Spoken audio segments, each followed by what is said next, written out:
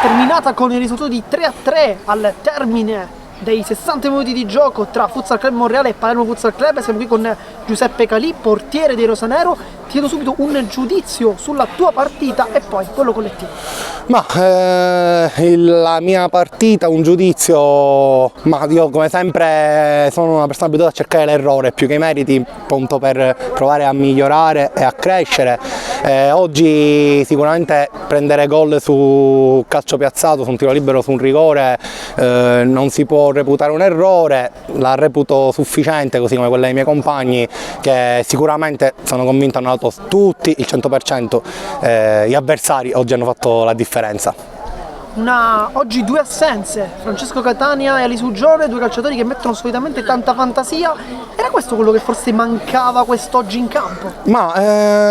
Secondo me no, perché come avevo detto qualche tempo fa io ho fiducia in tutti i miei compagni, dal primo all'ultimo, dal più giovane al più anziano. Secondo me non è stata la mancanza, per quanto importante, di Fuggi, che è uno dei nostri top player, o di Ciccio, che ha avuto un impatto con il calcio a 5 più che ottimo e fa la differenza in campo, ma più che lì io, diciamo, il motivo della sconfitta lo vado a ricercare nell'impegno dell'avversario, che mentre giocavamo li sentivamo parlare, sapevano qual era il nostro piede favorito, sapevano quali erano i nostri schemi, insomma ci avevano studiato ed erano preparati ad affrontarci.